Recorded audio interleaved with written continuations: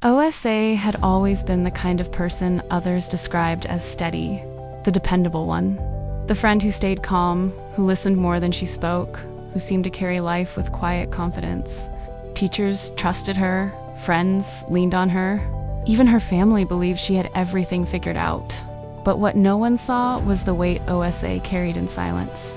It wasn't one single tragedy or dramatic turning point. It was the slow accumulation of expectations, doubts, and fears.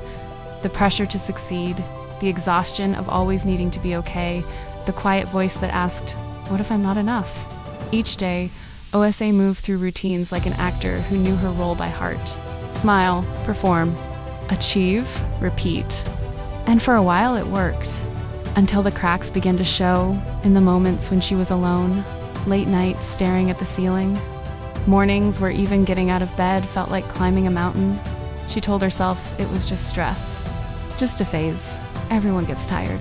Yet, deep down, she felt something heavier, a kind of loneliness that didn't come from being alone, but from feeling unseen. One evening, after a particularly difficult week, Osa found herself sitting on the floor of her room, back against the bed, the world unusually quiet. Her thoughts were loud, restless, unforgiving. For once, there was no distraction, no noise to drown them out. On her desk sat an old, worn book she hadn't opened in years. Almost absent-mindedly, she reached for it.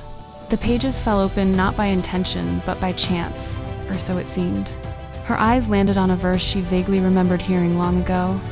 "So do not fear, for I am with you. Do not be dismayed, for I am your God. I will strengthen you and help you. I will uphold you with my righteous right hand." Osa read it once, then again. There was no sudden miracle, no dramatic surge of emotion, but something subtle shifted. The words didn't erase her struggles, yet they gently interrupted the relentless belief that she was carrying everything alone. For the first time in a long while, Osa allowed herself to breathe without judgment. She began, slowly, imperfectly, to open up. First in small ways. A conversation with a friend, honest words with family, admitting awkwardly, "I've been having a hard time." To her surprise, the world did not collapse. No one thought less of her. No one withdrew their care. Instead, she found something she hadn't realized she needed so badly: understanding.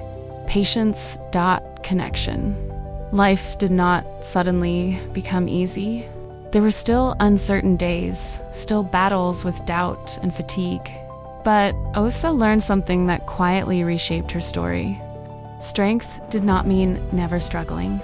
Strength meant continuing forward, even when unsure. It meant resting without guilt. It meant accepting help.